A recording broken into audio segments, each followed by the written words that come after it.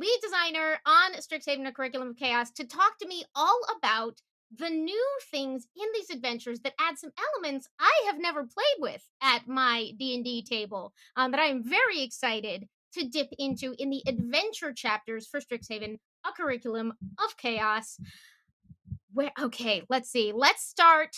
We have So much stuff. jobs, extracurriculars, exams. Let's put off the tests. Put off testing, even though it's one of my favorites. That's a Let's great start idea. with That's never been a bad idea for anybody. yeah. What's the worst that We should do could happen? that. Oh, there's a rule for that. Um, uh, let's talk about relationships. At what point did you know you wanted to make there be I love the book uses the term rules weight to the relationships. And how Yes. did you go about designing that for Strixhaven?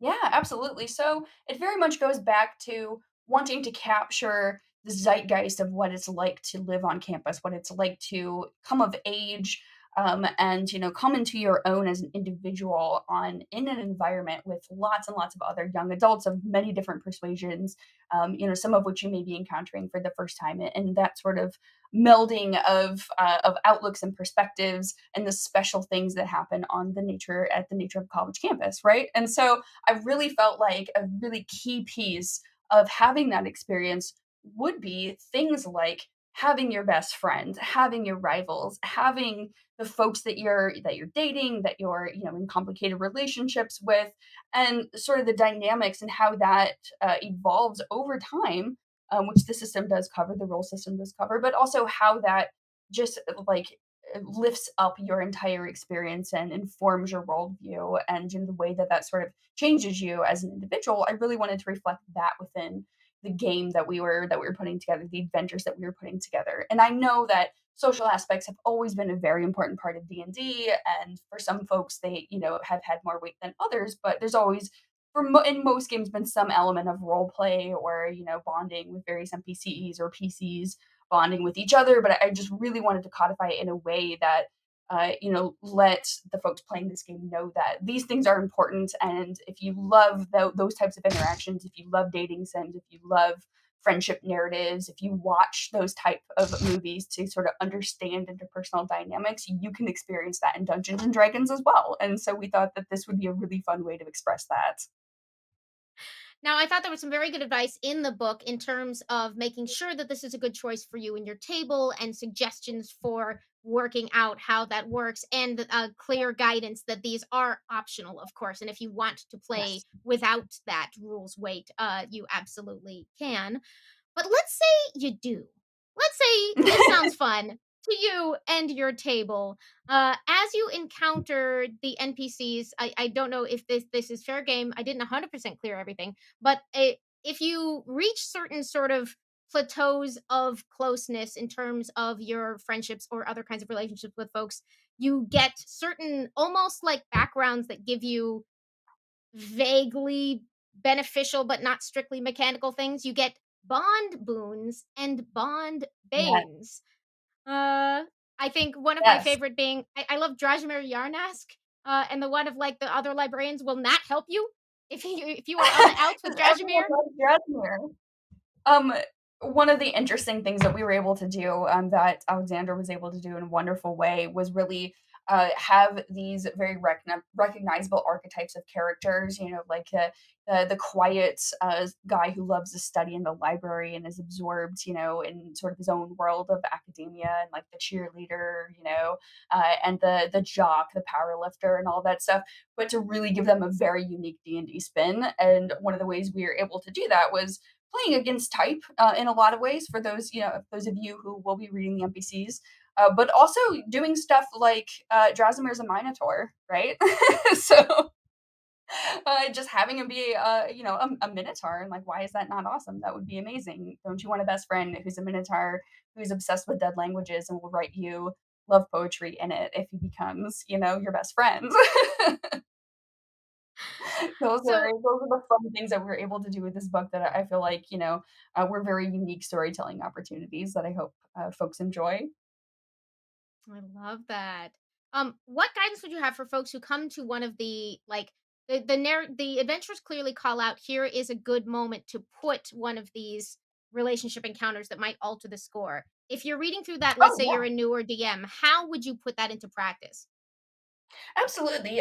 So, like you mentioned, we actually do have specific relationship encounters in the adventures. Each of the adventures, with the exception of the fourth adventure, they've got three relationship encounters, and that is important for the way relationship points work and the number thresholds you need to have, with each individual and when they become your friend or rival, etc. It's kind of spoilery territory, but the adventures are paying attention to how many points you need and giving you plenty of opportunities, to be able to get those with individuals. But there are three relationship encounters specifically for those roles in the adventures. And if you're not using those roles, they're still fun role playing. You can basically do those without paying attention to the mechanics, because there's little games. So the most of the times there's little mini games or there's some kind of scenario in which there's a challenge in front of you as players that you need to resolve using the D&D rules, and then depending on how well you do is sort of how the encounter goes, and if you're using the relationship rules, who you want to interact with then becomes very important. So if I was a new DM, I think I would definitely like put that encounter in front of the players, in the way that the adventures suggest. Tell them kind of what's happening, and then the encounters will give three or four specific codified, here are ways that players can participate in this event that's going on. Here are ways that players can join in on what's happening, and then like give the players those options, and maybe like ask them to stick to those, because the idea is that really they can do whatever they want, and those are some examples, but it would probably be easier to sort of stick with what the specific options are, because there are rules attached to, if you want to jeer the other team, you can do that, and you need to make a charisma intimidate check to do that, for example, and then it will set the DCs for you. So it is very codified and specific as to how you participate, how you resolve, what happens at the end of this event.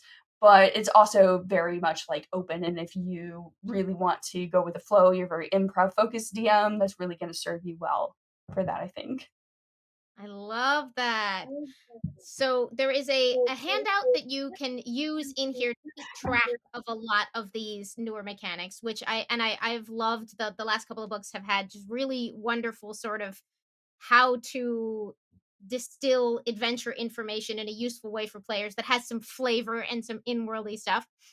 So I recommend everyone checking that out when they get a chance. But it will track not just the people that you know, but how you know them. Can you talk to us about extracurriculars and jobs?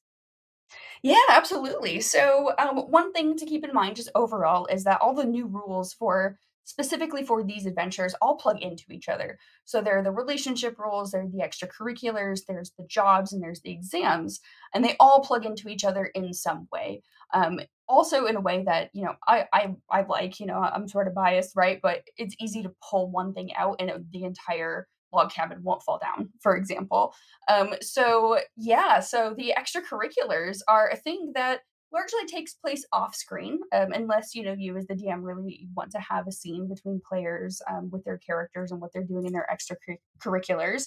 But there are a whole list of extracurriculars at Strixhaven that your characters can join. And the rules let you join up to two of them, and they then provide you with something that we call a student die, which is a little bit of a spoiler, but it's a little bit of an extra boost that you can get related to two specific skills that plug into what you're doing as part of the extracurricular.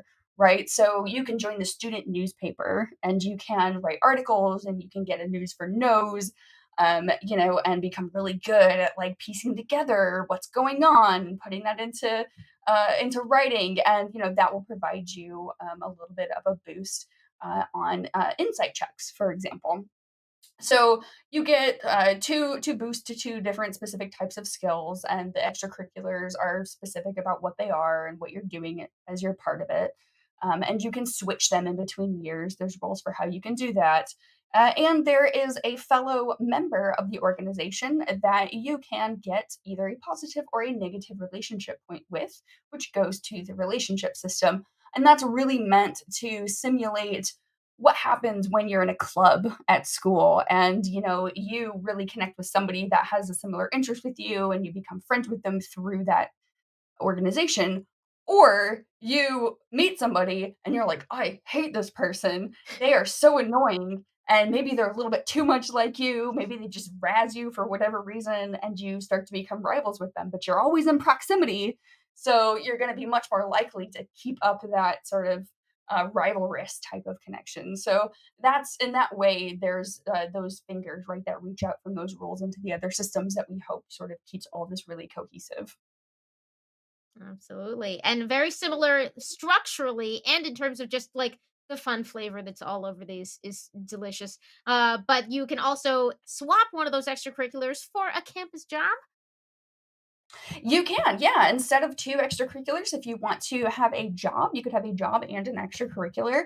And that is again something that takes place primarily off camera. But again, the DM might come up with some kind of scene, especially if it's relevant to one of the upcoming events that happens in that school year. And there are a number of places in the adventure where a place of employment that is mentioned in the book, there's something that happens, and there are suggestions like, oh, maybe the student who is the coworker and is a cook at the Bosun Tavern, where something happens, maybe they're embroiled in all of this. So, there's a lot of suggestions throughout the adventures for that as well. But yeah, there's a whole list of jobs that you can have. They are organized by places of employment. So, like the Biblioplex, there are several jobs that you can take.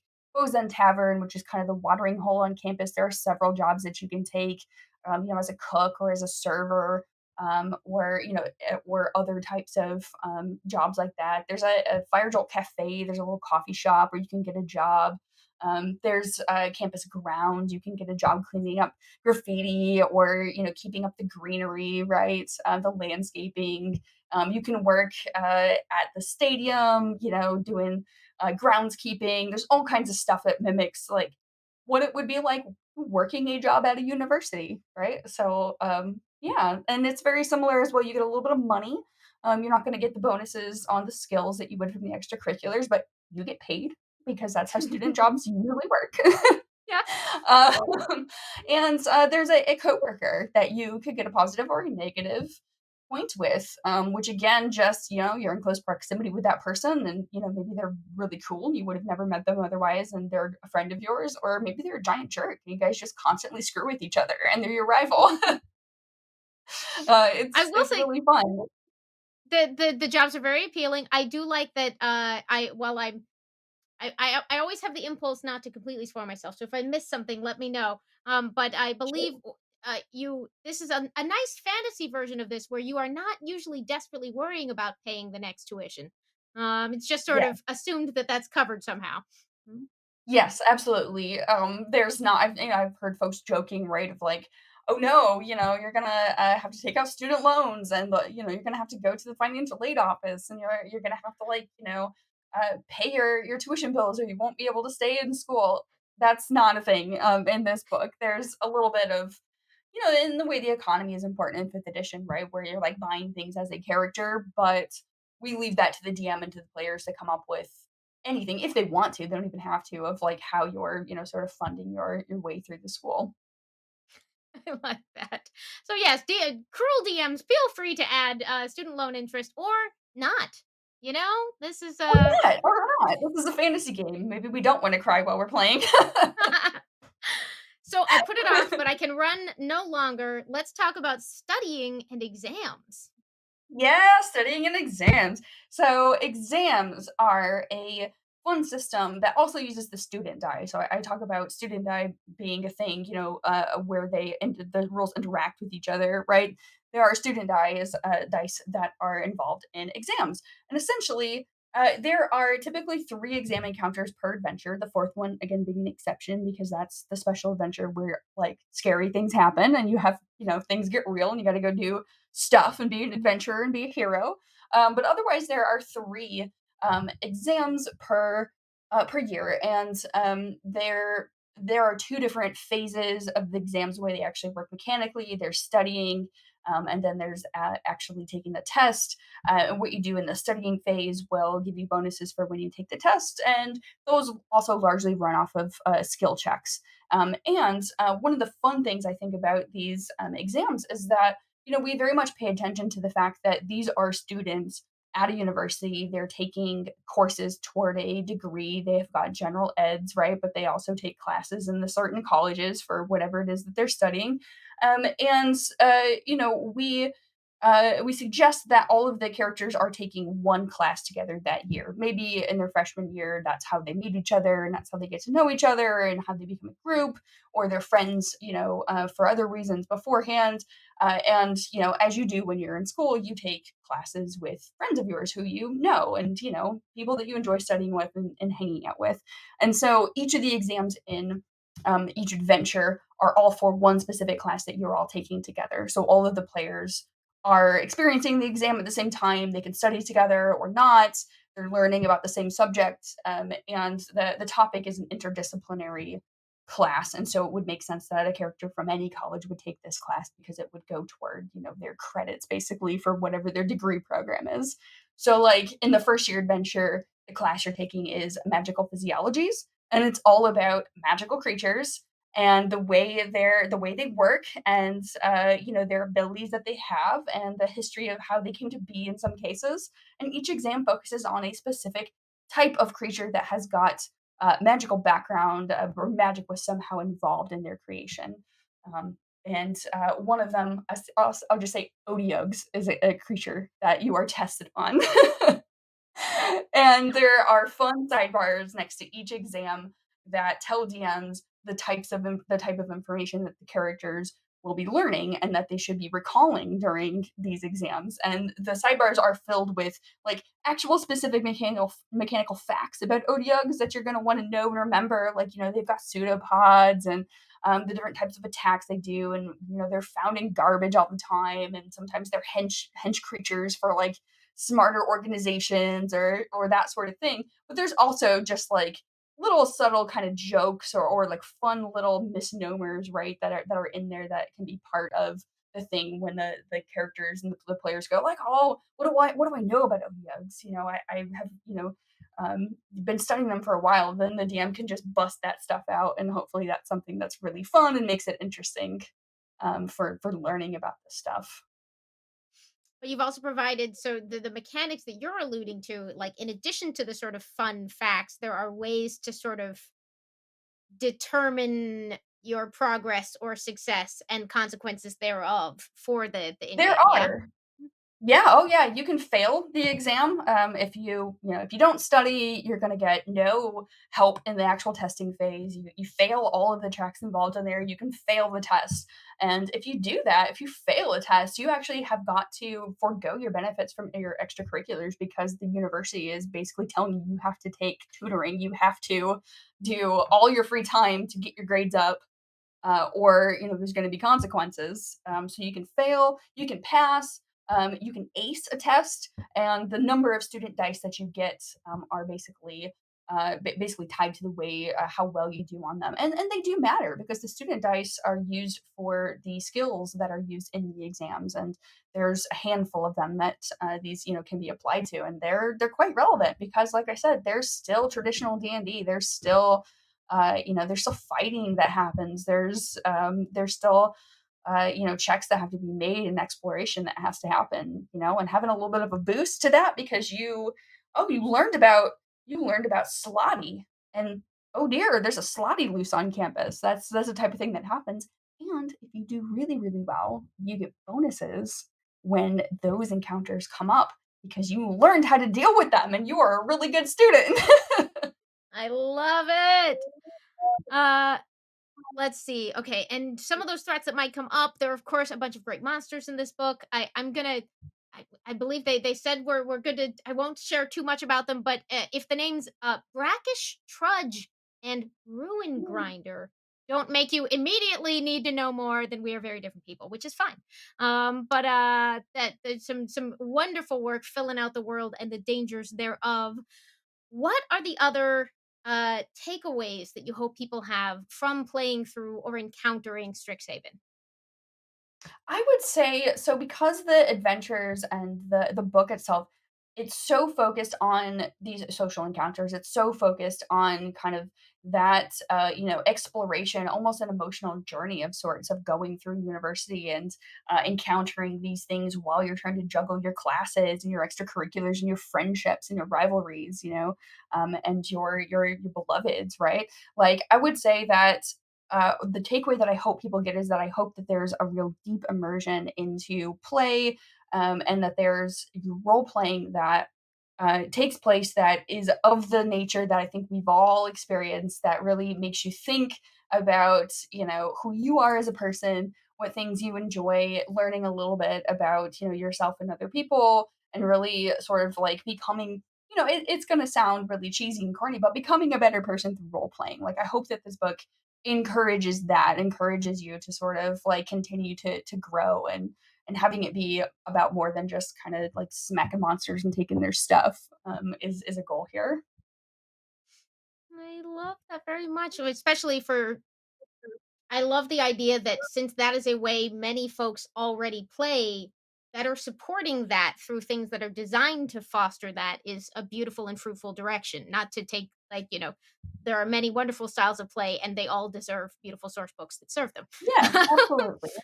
Yeah, and uh, then we really try to kinda strike that balance of, we do realize that there's gonna be stuff in here that's not for everybody, and if in general this book is not for you, completely understand, no hard feelings. There's lots and lots of D&D books that you will love that we're putting out, and more D&D books in the future that we will put out that you'll love.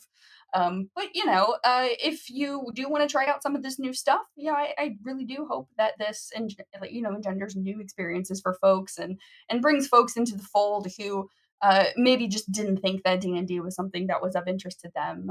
This book is very appealing to lots of demographics that might not have traditionally been brought into D&D and before. And I really hope that this, kind of speaks to them and calls to them, and just continues to make this hobby that we love more inclusive, more welcoming for everybody, and a fun time for everyone. I love that. I do love there is a note that all of the stairs at Strixhaven are magical, so it is accessible to any kind of mobility device you might Yep. have, which Yep. personally meant a lot to me and I thought was very cool. And it's a magic school, so why not? It's like, mm, Absolutely. Yeah, absolutely. It's like, oh, well, it turned out with magic you can do anything you want. So why would we not create the ideal world, right? Why would we not make everything physically accessible? Why would we not, have all this mixture, of different elements of outlooks and perspectives, and life experiences going on? Why would we not do that? And we really try to reflect that within the book with the diversity of the NPCs that are out there, with the accessibility of the campus buildings, with the different play styles represented and encouraged. Like that's a big goal for this. wonderful stuff. Let's see. Okay, we have some more questions coming in. Danish App says, are there any ties between Ravnica and Strixhaven?